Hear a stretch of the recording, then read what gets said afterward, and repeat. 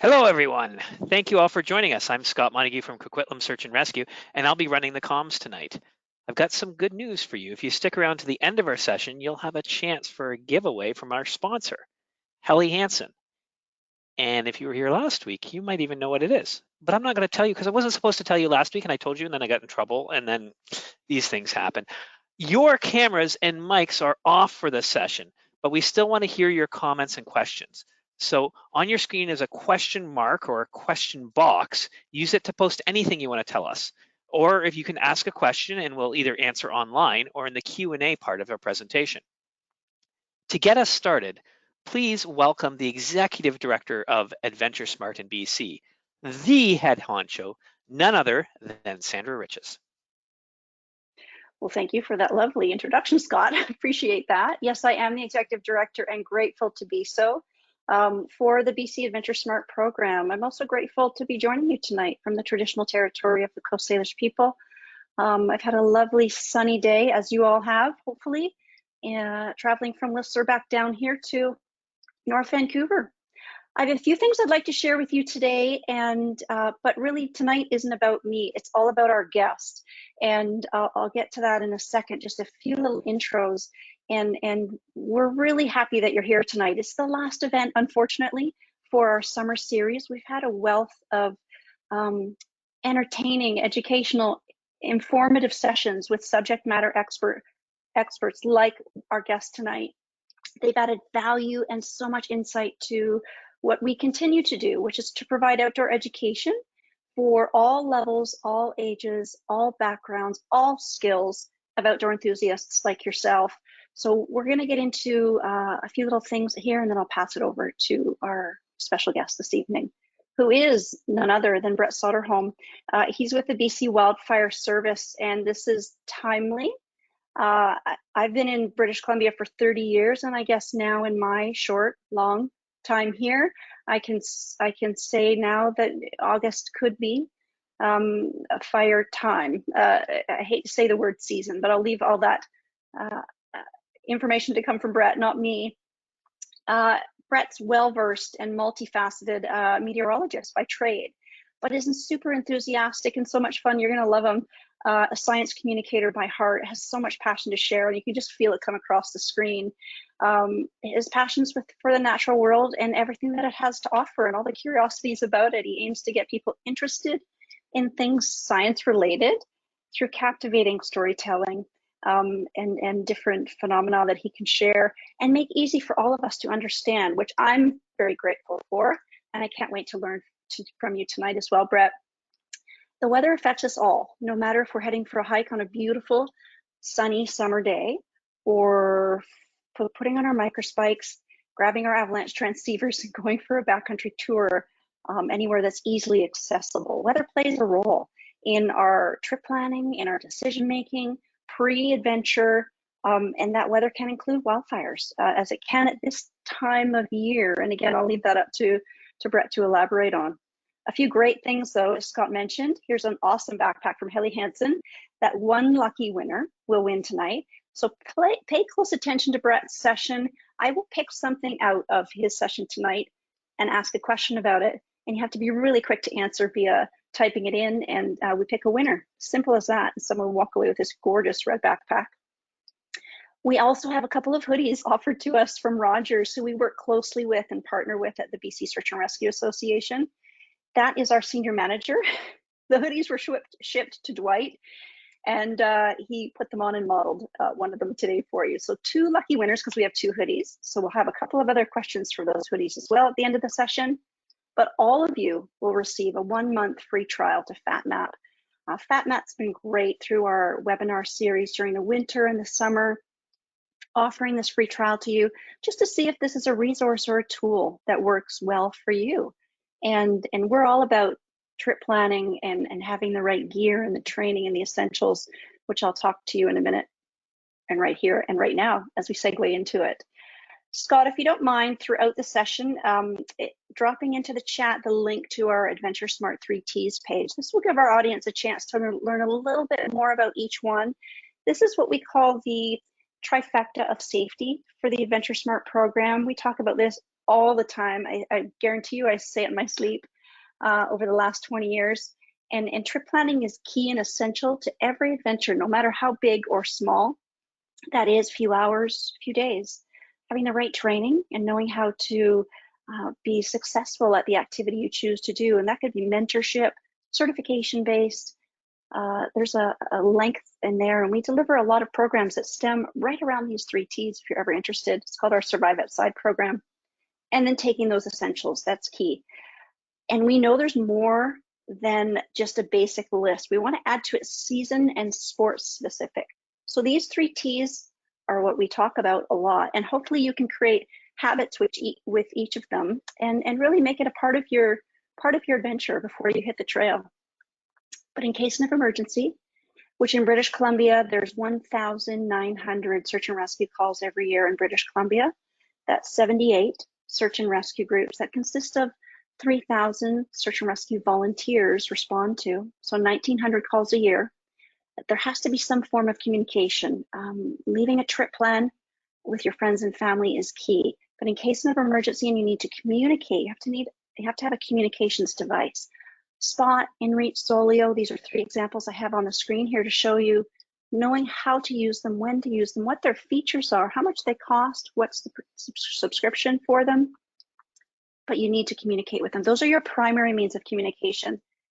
And the coveted phone that we all have and probably will take is your secondary means of communication, because lots can go sideways with that one, and those other ones are your primary pieces.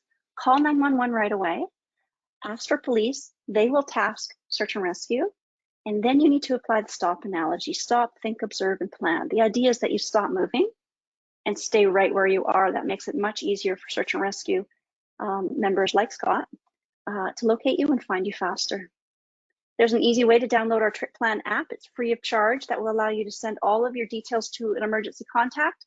If something goes wrong, they have them and they can forward them to police. And you can scan over that QR code and we'll have access to it later as well. I know you're going to enjoy the session tonight. I'm going to pass the stage over to Brett, and we look forward to hearing your questions. Thanks to those of you who sent in your questions before the session tonight. We will ensure that they're answered as well. Enjoy the session, and Brett, the stage is yours. Fantastic. Well, thank you so much, Sandra. I really do appreciate that. It was lovely to get such an awesome introduction and to also be in front of all of you tonight. I know it's a busy season. This is the summertime. We are in full on, I don't know, just enjoying ourselves throughout the summer. So I just really appreciate you making the time for me tonight. So what I'm going to just check, first of all, I just tried to share my screen there. We're going to see if that actually did work and if everything is good. Oh, look there, I probably appeared. Perfect. We're just going to move that on over and you can hear me and things are fine. So, all right, before I get into my actual presentation this evening, and again, thank you for tuning in, I did want to take the time to recognize and to respectfully acknowledge that I'm joining you tonight from the traditional territories of the Ktunaxa, the Syilx, and the Sinixt nations, on whose land I very respectfully live, work, and play. And I'm so grateful for that. I mean, being adventurous is kind of, I think, something that unites us all. And this province, we're so lucky to be able to go out there and do what we love to do. So a bit more context for me. I think Sandra did a lovely job of introducing myself to you, but I think to start it off, I mean, for context, I'm just a big old weather nerd. I just happen to be one that was able to be a little bit adventurous at the same time, and it ended up being a pretty good fit for tonight's presentation. But I'm not just about weather. I definitely am an avid rock climber. I love hiking, I love skiing, getting out there. Yeah, that is kind of my jam.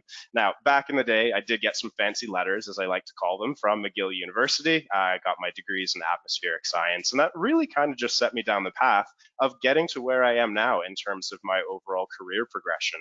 I've always been interested in weather. My parents would know this, that I was the kid that would sit outside on the porch during a thunderstorm and watch it go across instead of maybe going out to play hockey with my friends. And then I'd run inside and check somewhere like the Weather Network just to see what was going on with the jet stream as a 7-year-old. So yeah, a bit of a weird kid sometimes, but it's all right because then I got a job working at the Weather Network, and most recently was at CBC Vancouver before I switched over to working for the Wildfire Service. And the one thing I've learned from my time at CBC or elsewhere, you got to learn to make fun of yourself, right? So I am very happy, but also terrified at times to be holding down the seat as the fire weather forecaster for the Prince George Fire Center. And you can hopefully kind of see that in my expression on there. That was when I got to have my first real taste of fire back in May of 2021.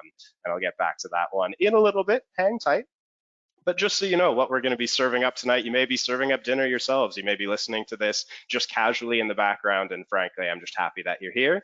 But we are going to be talking about safety first, because always, I think that is always a great way to start things off. And not only just safety from the perspective of being in the wildfire service and what we try to do, but also as meteorologists, what we're trying to do for you into keeping you safe and informed. I'm going to then spend some time breaking down how to actually interpret a forecast, because you may think this is pretty simple, but you would be surprised at the number of people that don't really understand what forecasters are trying to convey, especially when you see that 7-day and you see some icons in there. So we'll go through that. But what I hope you find most useful out of this whole presentation is how to better prepare yourselves when you're checking the weather to go out on your adventures, because we're going to go through a little bit of a trip planning example in real time.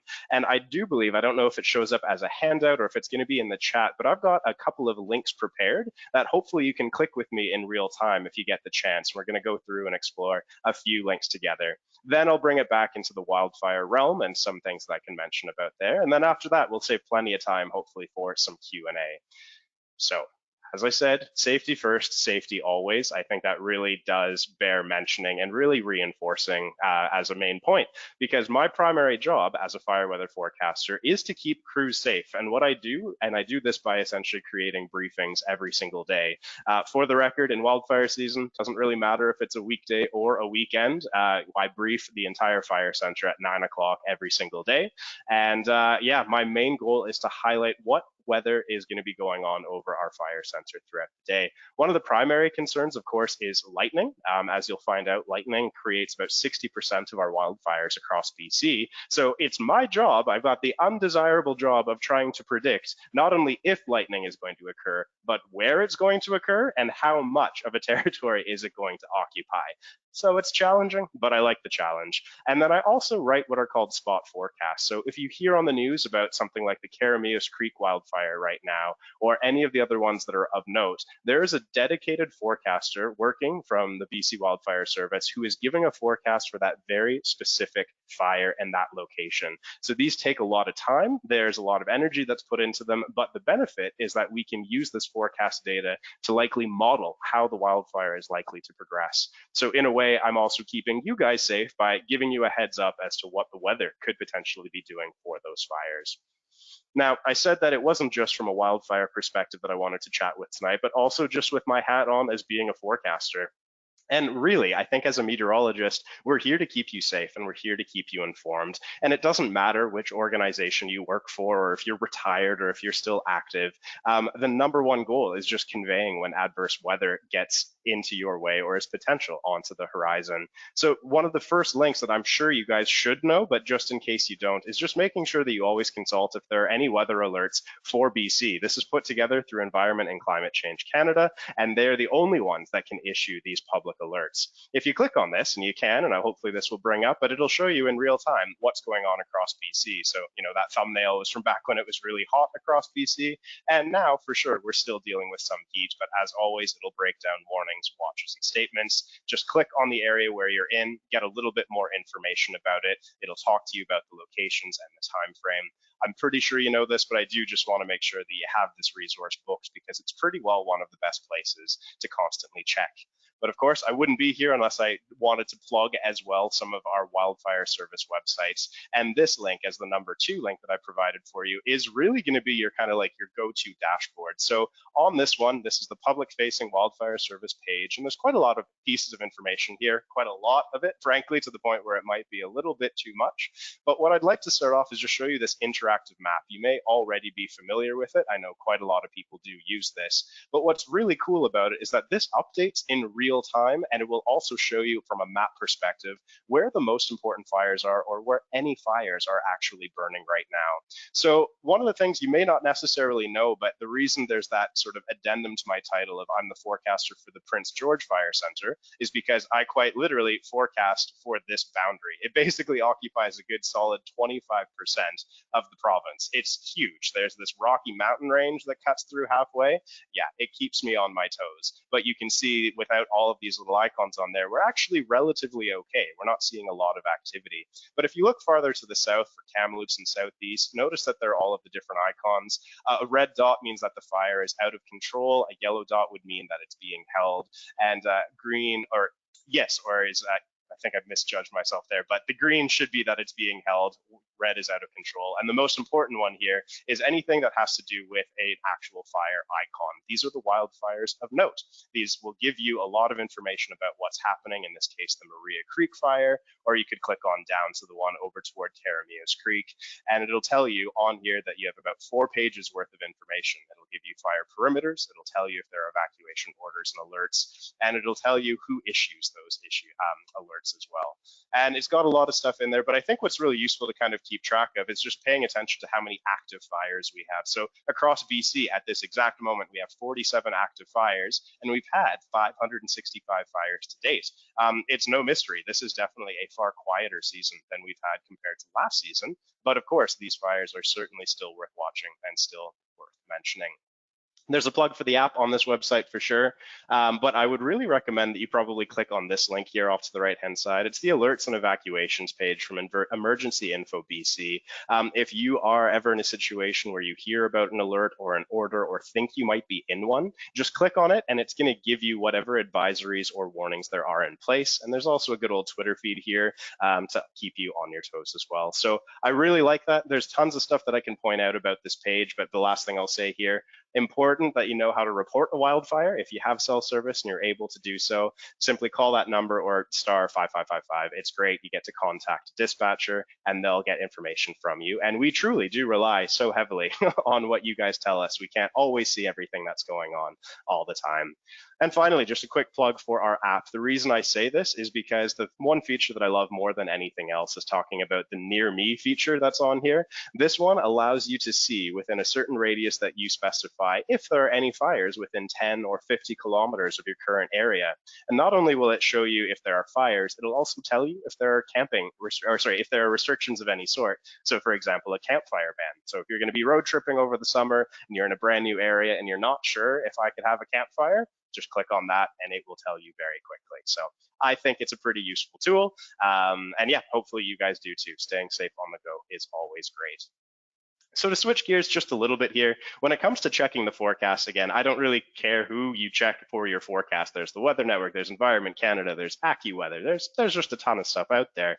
But there are a couple of things that unite all of these forecasts. And when you see something like this, you're presented with a 7-day, in this case for Vancouver. I took this, I think it was last Saturday, July 30th. One thing that you'll note is that for these first 2 days, humans made that forecast. That means someone who is trained and qualified and who actually holds a job as a meteorologist put that forecast together. So you can imagine that for the other 5 days here, that was not necessarily made by a human. A lot of the times, it's really just computer data. And you and I both know how often computers are just perfectly right. Am I right? So just something to keep in mind. Always pay attention to those first 48 hours. That's going to have something that has a watchful eye from a forecaster. But anything beyond that, you've heard the expression throwing darts. Yeah, that really does apply for those last 3 days.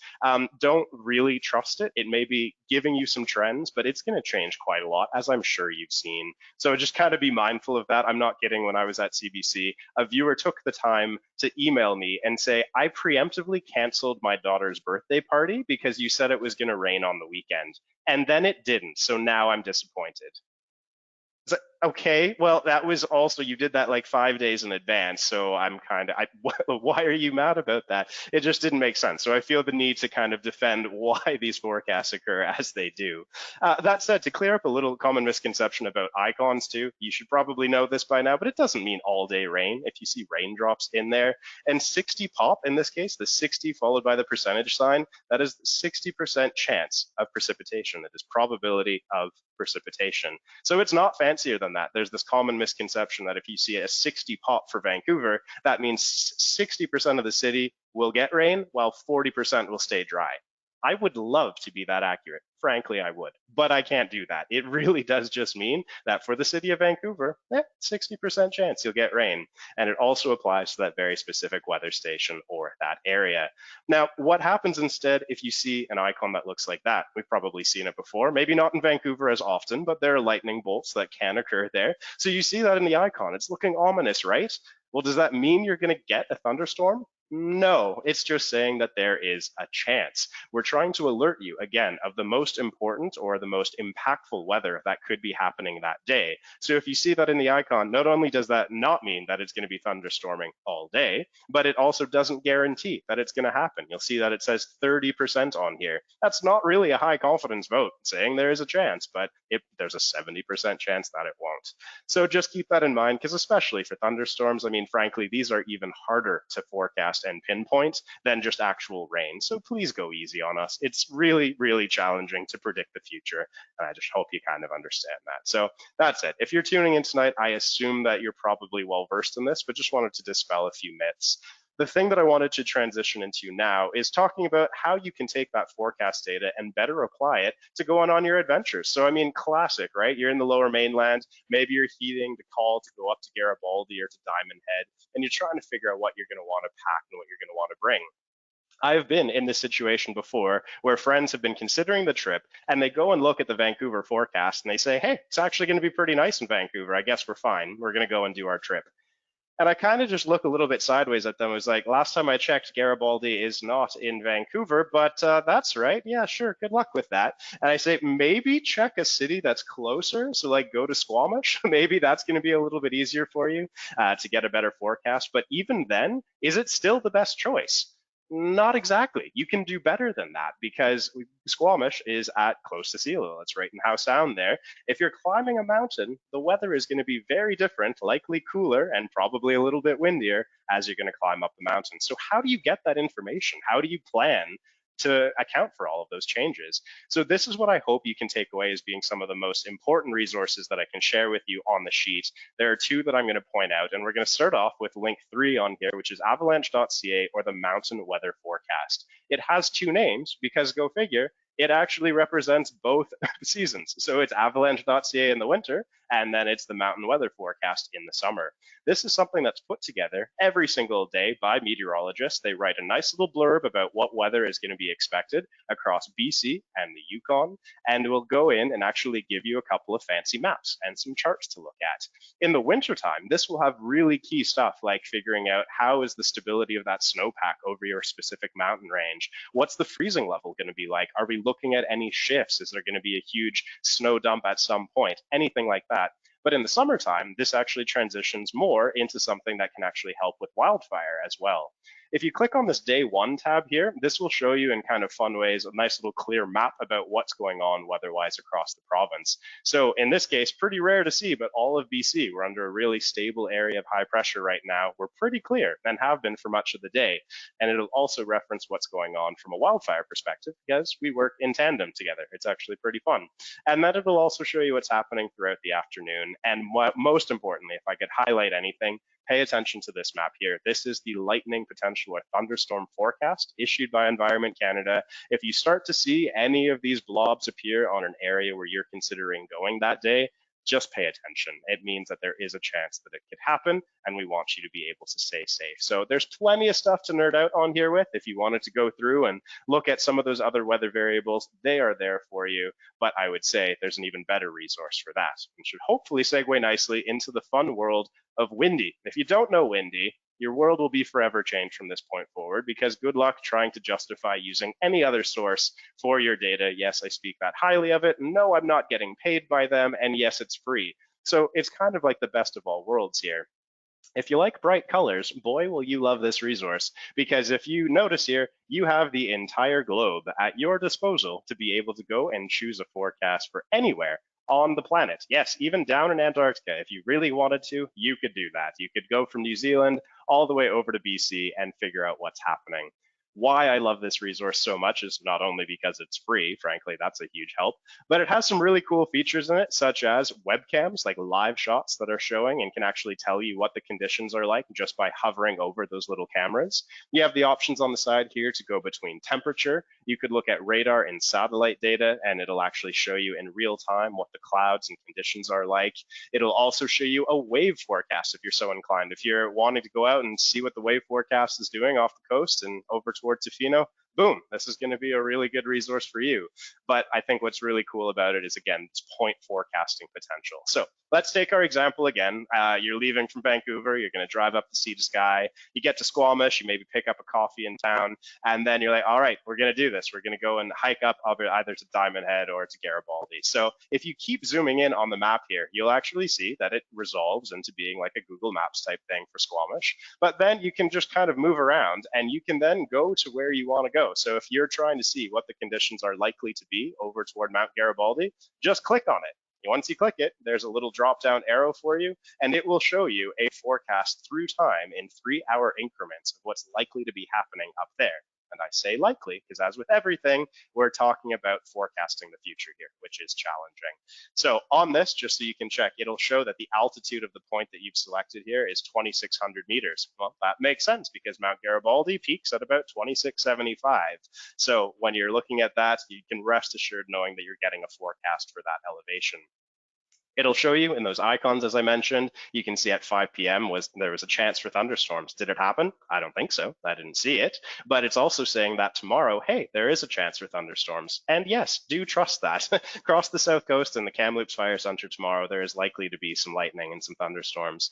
But the last thing I'll say on here is about our winds. Keep in mind that these are in knots. These are the wind speeds here. So a 4-knot wind, you're going to want to double that value to get it into kilometers per hour. So that's about 8 or 9 kilometers an hour. And same thing down here, wind gusts, that's a 20. That means about 40 kilometers per hour. And again, these are just data points from different models, but showing you what the trends are. And last, the arrows here indicate the direction from which the wind is blowing. So if you see one pointing off to the northeast, that means it's coming from the southwest, blowing to the northeast. So there's a lot of stuff to play with on here. I will leave it to you to go and have fun. But even for me, this is something that I personally consult quite regularly.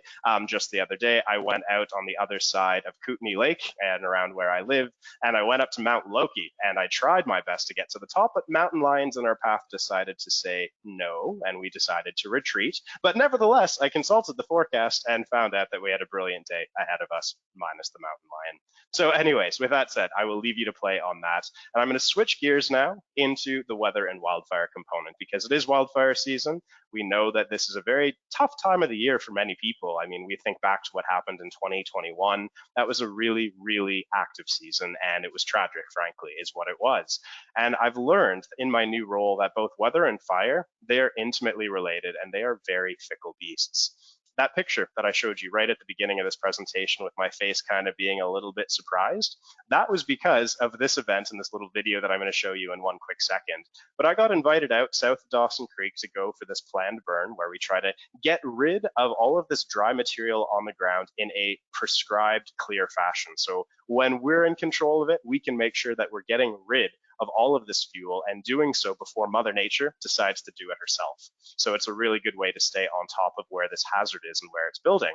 So for this, they require, basically it's called a prescribed forecast for their prescribed burn. I need to write a prescription of what I think the weather is going to be. And if it checks all the boxes on the fire behavior end of things, they can go and get the permissions required to go and control their fire and to burn off these piles. So the morning, for what it's worth, went off brilliantly. The conditions were great. The winds were relatively calm.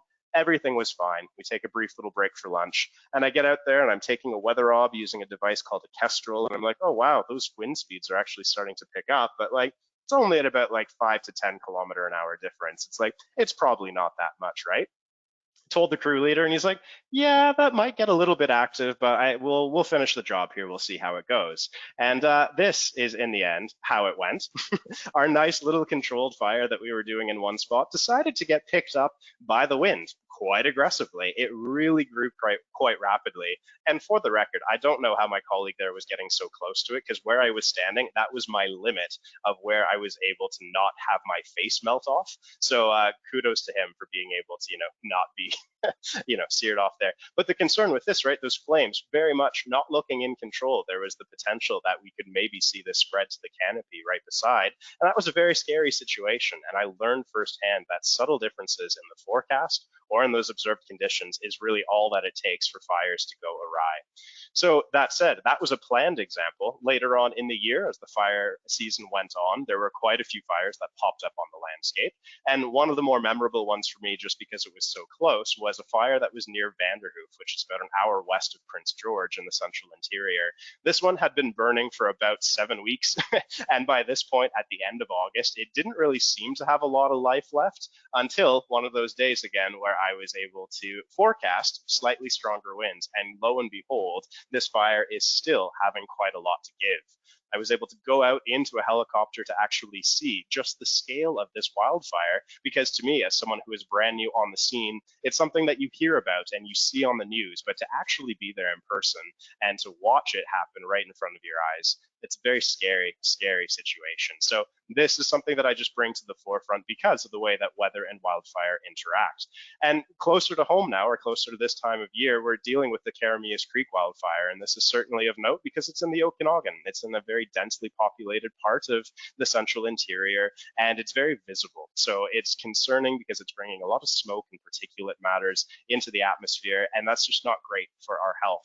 Speak to anyone that was in the southeast last season. My colleague was actually biking to work in a full-on gas mask here in Castlegar, not just a regular like COVID mask, like gas mask to be able to breathe properly. So we want to make sure that that situation doesn't end up happening again. I'm pretty sure you should know by now what the danger class ratings mean, but I would be a little bit sad if I didn't actually give the chance to click on the link and show you once again. But if you do click on this one right here, this is the 5th link, it will take you to our wildfire danger rating. And you'll see on this that really it's just saying how much of a powder keg is it outside right now? How likely is it that a fire could get going if there was a spark in some form? And so when you see yourself exploring or going out into areas that are in high or extreme territory, take heed. That example that I gave of going out to Mount Loki, I let my crew know that I was like, guys, we're moving into one of the highest fire danger ratings in the entire province right now. It was bone dry. So fires right out of the question in terms of campfires, even trying to use a lighter for someone to light up a cigarette or something. No, just don't do it. Don't do it at all. It's not worth the risk. So you can always check this at updates are every day right around 2 o'clock Pacific time. And that's because all of these black dots on here, if you've ever been curious, these represent our weather stations across BC in our network. So each one of those I actually forecast for. This is why it's kind of a large area, but I put a forecast together for about 55 different weather stations, and my colleagues in all of the other fire stations do so as well. Fire zones and fire areas, and that's why you'll occasionally see those little like circles. That's kind of where that comes from. But anyways, with that to say, one of the things that I learned and what I wanted to pass along is that some weather variables are more important than others. They're not treated equally when it comes to wildfire. And there are 4 most important ones, and these would be temperature, relative humidity, wind, and precipitation. Temperature kind of goes without saying. Media does a great job of letting you know when it's going to be hot, and then also that's because it's going to lead to dry conditions. Well, dry conditions are related directly to relative humidity. So when that value is lower, it is going to be able to dry out all of those fuels, all of the grasses, all of the anything that's basically on the ground. That stuff is going to start to dry out and lose moisture as it gets below about 40% relative humidity. By contrast, you go above 40%, and then suddenly you're starting to saturate that ground instead. So something to keep in mind. Precipitation obviously makes sense that, getting a little bit of rain on a fire is going to help to put it out. But obviously wind is the main one. As I showed in that video before, fire absolutely loves wind. So that's why when I say I'm slightly terrified at times, I have to forecast winds for very specific fires that could move in the direction of people, of property, of any interest, really, and that's a scary prospect. If I mess up my wind forecast in my job, the crew's safety could potentially be on the line. If I say it's going to come from the west, well, they're going to be anchoring themselves being on the opposite side of whatever wind direction I say. So if you get a shift by 180 degrees, well, now that's suddenly a very scary scenario. That said, as I said, with fire, it doesn't like rain, it doesn't like high humidity, and that's why you can see in some parts of the north, we tend to have a quieter season at the start or at the finish. Really does depend on what the weather patterns are doing. This link here, I am not going to click on it. If you want to, you can see some fire weather maps. I alluded to those weather stations that we have. If you want to, you can click on it and see how things are going. But the main thing, that no matter how much hazard is building, you need to recall that fires need an ignition source. And 60% of wildfires are generated by lightning. So it's a bit of a sobering stat, but at the same time, if you flip it on its head, that means 40% are not natural. That does mean, sadly, that it's human. And it's not just flicking a cigarette butt out of a moving vehicle onto the side of the highway. That is a thing, but largely other concerns would be for campfires not being put out properly. Also, not basically maintaining your equipment. So if you have rusty equipment and get a spark that goes on some form of machinery, well, there's the potential for something like that to happen. And then finally, for a downed power line, these are all examples of other ways that you could get an ignition. But the one thing I'm going to finish off with here as a personal story was one of the most harrowing sort of, we'll say 24 to 48 hours of my career so far, not only just as a forecaster, but as a meteorologist. If anyone was here in BC at the end of June in 2021, you know just how, frankly, hellishly hot it was, like absolutely shattering records, lit in 3 days in a row, hottest spot on record in the entire country, and then finally peaking, I think, at 49.6 degrees. That was unprecedented. Under no circumstances would we ever have expected something like that to happen. And it just created such a dry condition over the entire province. But eventually, with this ridge, as it called, it was a ridge of high pressure, this broke down. The ridge moved out, and we had colder and more humid air coming in down from the northwest. And that event, that is what you're seeing on the map here. These are all lightning bolts. These are lightning strikes that occurred over a 24-hour period. And this hidden in behind is my fire center. The colors on here are just time, so trying to show that blue happened first, then green, and then pink was the most recent. But over that 24-hour period, there were over 40,000 lightning strikes for my fire center, which was basically just watching on the map, like fire, fire, fire, fire, because it was so dry. It was a terrifying thing to witness. But the saving grace out of all of this is that I felt like I could make a difference, because 2 days prior, I got on the phone with my manager and with in Emergency Management BC, and we made the tough decision to request that on the east side of the Rocky Mountains there in the Peace District, that they force some evacuations. But we did that. We didn't want to, but we did it to keep people safe. And because of it, they were able to get out safely and held on to their lives and some of their property too. So to me, this is just kind of an emphasis on how important it is to stay aware of what's going on with changes in the weather. So yes, hot and dry in itself, that could potentially lead to increased fire behavior. But when we go from hot and dry to suddenly cool and wet, that transition is the biggest red flag for us as forecasters in the Wildfire Service, and for those of us that are actually on the ground. So keep that in mind. That's why tomorrow, especially across the south, it'll still be a bit hot, but we're looking at maybe some cloud cover and moisture coming up from Washington State. Could potentially see some lightning tomorrow across parts of the lower mainland and into the Okanagan.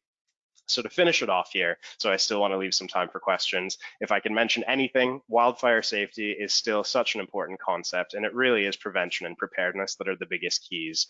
I put together here as the 7th link on here, just the Wildfire Preparedness Guide. It's a PDF. If you haven't seen this before, please do give it a read, save it to your phone, print it off, but it's put there so that you know how to be prepared throughout wildfire season. This includes having your grab and go bag, having your evacuation kit available with all of your documents, all of the things that you need. It's in here for you, and I would really recommend that you pay attention to that. At the same time, as I said, if you're going out to a new area, just stay up to date on what's going on with the wildfire hazard. Is it building? Is there going to be that chance for lightning? Am I going to be stuck somewhere? Should I really consider camping at the top of the ridge top when there's going to be a lightning storm coming tonight? Yeah, probably not. Just be aware of how that's all going to go. And as I said, that near me feature could definitely help simplify things. Take those evacuation alerts and orders seriously. As I initially tried to say, we don't, as the Wildfire Service, we don't issue these. We put out recommendations to the regional districts. We get on the phone with them and we'll say, hey, probably should consider this. They take that at face value and they take the necessary steps to order those evacuation alerts or orders, and that one is the more serious one. So if you're ever in that unfortunate situation, clicking on the evacuation checklist here as my final link for you is just a way to maintain a little bit of sanity. That's something that you can control. You can check things off. You can make sure that you're following the right steps. I would just highly recommend, again, have that printed or saved somewhere and know what you need to do. And my last 2 points here, basically saying, be prepared to postpone or cancel your adventures. I have an unfortunate story where, my cousin from over in Ontario really wanted to come and visit and go and explore the Okanagan in the middle of August in 2021.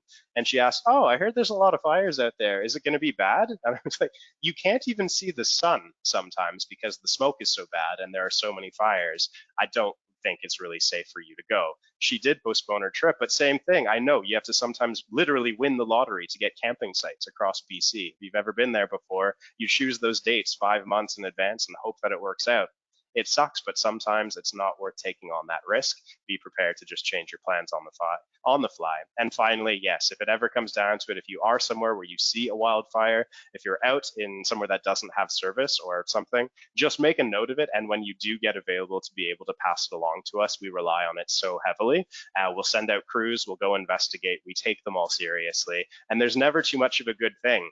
If you think, oh, well, this one's so visible, probably 10 people have called it in. Still do that because probably at least 9 people thought that someone else was going to do it. So we won't be mad if we hear from you more than once. So that was all just to say, please take it seriously, be sensible, especially throughout the summer months, because wildfire season is no joke. And I can definitely allude to the fact that as we head into August, further into August, we're there, it's still going to be hanging on. We're looking pretty warm and toasty for the next foreseeable future. So be prepared, I think, as we go into the next couple of weeks. So that said, if you do have more questions than what I can answer today during the Q&A that will follow this, please don't hesitate to send me an email. That's my email address right there. Just please be patient in wildfire season. It gets a little bit busy at times, and as you can imagine, I'm not always going to be able to respond to an email query right away, but boy, will I try my hardest. I really am one of those people that takes it seriously. But before I kind of hand it over to questions, I did just want to thank everyone, Sandra and Scott, and all of the people from AdventureSmart BC for having me on today. It's been a real pleasure to be able to share what I can with you guys. And now, hopefully that leaves us with a good chunk of time to be able to ask a few questions. I know we're supposed to go to 6:45, but I'm in no rush, so we can stay for however long that it takes. So with that, I will pass the torch back to you, Sandra. Well, I've got some questions for you. I'm sort of queuing them all up here. Excellent. I'm going to also stop sharing my screen then, so it can just be my face, if that's okay. Sure. All right. Boom. Now, I'm a big Windy fan. Yes. I've been using Windy. I also use Meteorologist for spot forecasts. I like their meteograms, if you've ever seen those. They are great. There's a number of questions about that. One of them was, do you have a preferred forecast model? So it's GFS or ECWM or Meteo Bleu, or what's the best forecast model? And does it vary depending on where you are? Best answer. You took the words out of my mouth. There is never going to be one weather model that will get it right all of the time. It's just going to be something that you're going to need to learn over time, or maybe I can help you out here. So for a couple of things, my own personal preference, if I'm going to trust a data source, especially when it comes to looking into the long range, on Windy there, that default one, the ECMWF, that stands for the European Center for Mid-Range Weather Forecasting, some crazy acronym like that. What's impressive is that data set is normally very, very expensive, and Windy is one of the only ones that will give it to you for free.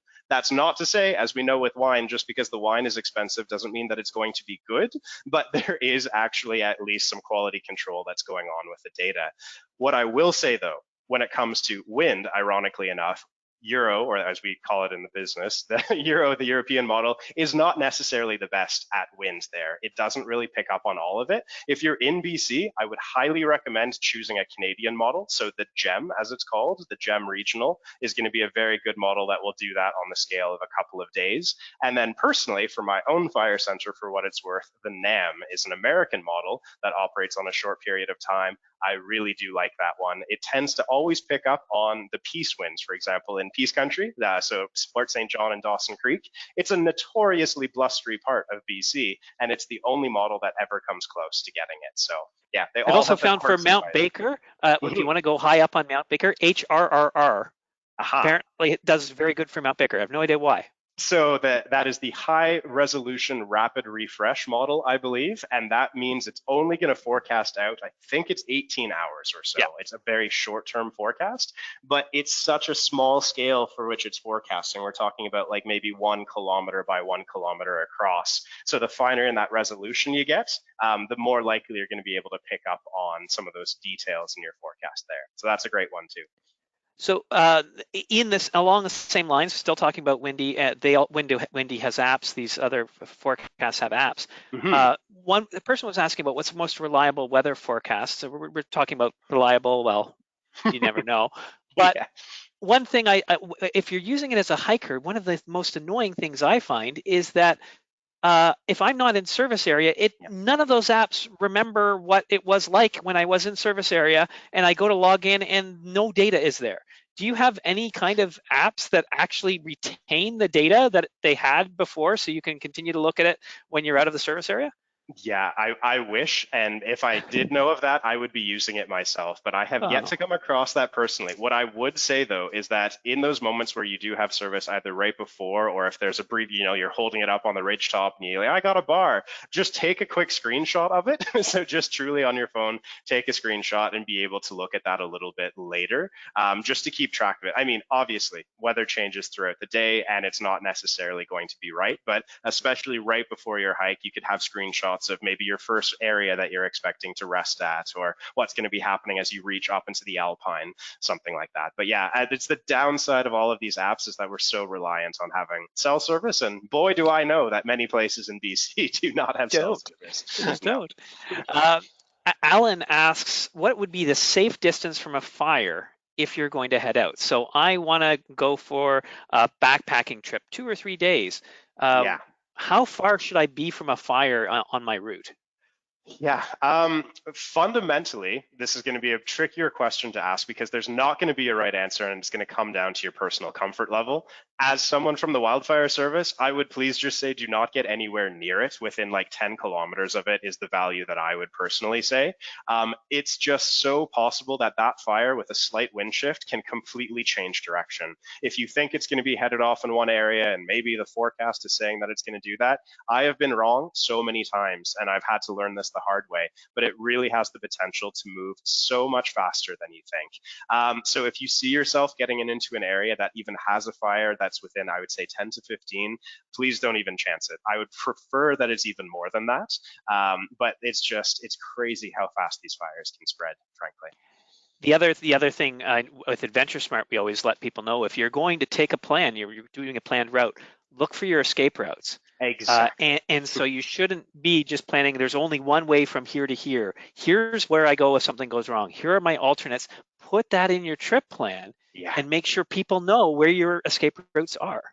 100%. Because you may be going into a place where there's no fire when it starts, but there will be a fire in 3 days. Exactly. Yes. Heaven forbid, but it does happen.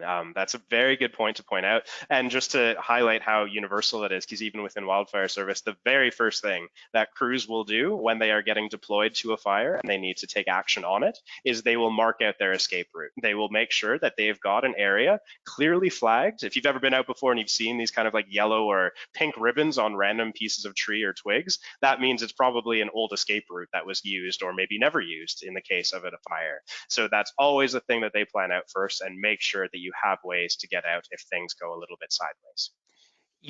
Last question, your electronics, GPS, locator beacons. I don't know if you guys have like personal locator beacons on some of your crews or something like that. How affected are they by the fire, by the bad weather, etc.? Like, because they're all reliant on radio signals, right?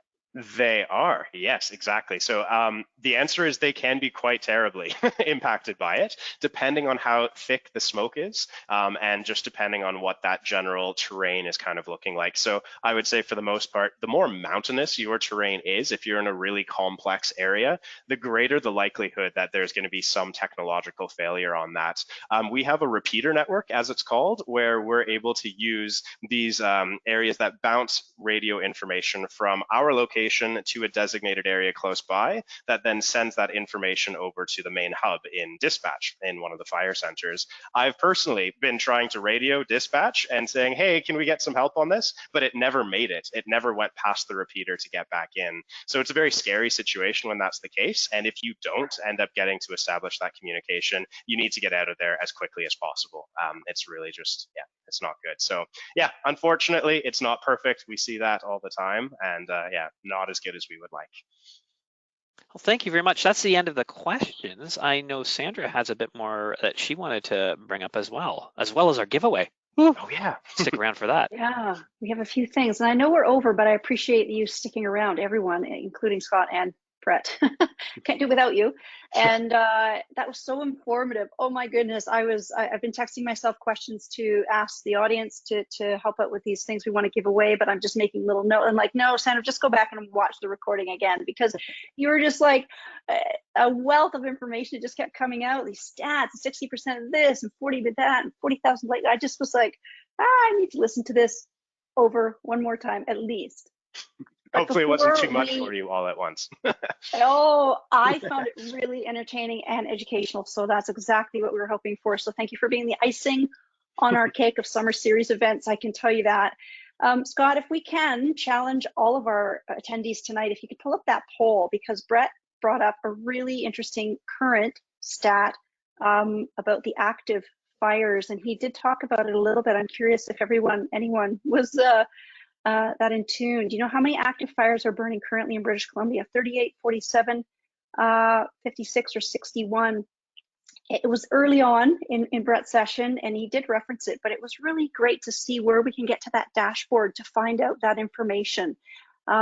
Provincial year-to-date fires currently burning. I know when I checked this a few days ago, it was much higher than the answer that we're about to see here, because I checked it a few days ago thinking, oh, this would be a fun poll question. And I was grateful to see that when we checked it right before we kicked off tonight at 6, that it was much lower than what I saw a few days ago. So that was a plus for me. So once we see the answer that you collectively gave here, so we've got the highest percentage at 71% at 47, and that was the right answer there. Thank you for playing. So let's get down to those giveaways. Let's see what we can do here. Let's start with one of the hoodies. So the first person to type in the answer as quick as you can, and Scott can quickly read it, he will connect with you and we'll announce the winner, and then we'll get the first hoodie mailed off to you. So this question is for all of you. Sorry, not for Scott or Brett. Conflict of interest. Everybody else is allowed to play. What number do you call to report a fire? First person to get that in will win one of our hoodies that we can send to you in a timely fashion. Okay, so interestingly enough, a lot of people didn't quite get all of the digits. So a lot of people are saying 5555. Some people are putting a pound in front of the 5555. But the correct answer, the first one to get the correct answer was Dallas, and it's star 5555. Awesome. Dallas, send your email there to Scott. He'll communicate with you as I carry on here, and we'll get that hoodie off to you. So for the second hoodie, I'd like to ask a question about something I found very fascinating. And I'm not going to plan my daughter's or son's birthday parties around it based on what I just learned. Who makes the first 48 hours of a weather forecast? Because I just learned news to me who makes the latter part of that. Who makes the first 48 hours of that, any weather forecast? Yeah, really interesting for me on that one. I'm going to share that with quite a few people. Really quick answer in from Jennifer on that, and she is correct. It is humans. Nice. That was news for me. I thought you did all the days, everything there. Didn't realize it was little computer forecasting. Brett. There is, so I will say, there are some agencies that do try to do long range forecasting, and they will definitely spend some time doing it, but more often than not, it's not really touched. That is the exception as opposed to the rule. Interesting. Like I said, there were so many great things you shared. And here we go for the Helly Hansen, the red transistor backpack, which is awesome. Helly Hansen's been great this summer and offering these up for each and every one of our webinar series this summer. So here's our last backpack to give away. And this is really great information, I think, because it cues into our trip planning, the first T of our 3 Ts. That's why I saved this one for the backpack giveaway. It ties into that a little bit. The mountain weather forecast is also known as what in the wintertime? You know, when I think of a one-stop shop to go to for weather, summer and winter, we know right now it would be called the mountain weather forecast. In the winter, what is it called? And I work closely with them throughout the winter months as a partner for the last 18 years. We're both the same age. The organizations, not me. I think we will accept Char Stunder's answer of avalanche.ca. Correct. Thank you. Thank you for listening as closely as I did, because again, I have a whole text list here to myself that I'll follow up on. But thank you to all of the attendees. Scott, thank you for helping us all summer with tech support. Brett, seriously, thank you for being the icing on the cake and joining us and helping us spread the message before and hopefully after. Anyone has questions, keep in touch, DM us on any of our socials or info@adventuresmartbc.ca. It eventually just comes to me and I'll get back to you. I'm here to help you and keep you posted. So here comes my job over the next few months is to queue up the fall and winter series webinars. So stay tuned. I could say stay tuned to our future events, which will come in the fall when I know it's a little bit uglier and colder and gloomier, that we're happy to sit in front of a screen and hang out. So enjoy the rest of your summer. Make it a safe one. Safety for you too, Brett, as well, with everything you do, and thank you for your service. Scott, hope call volume stays down for Coquitlam, and happy 50th to Coquitlam Search and Rescue, not to Scott. It's coming up soon enough. Oh, there you go. And on behalf of the BC AdventureSmart program, I'm so grateful to get to do what I do, and thank you for all of the attendees and the support we get provincially, industry, and public. Enjoy the rest of the summer, everyone. Take care. Good night. Thanks, Brett. Thanks so much, everyone. Bye-bye.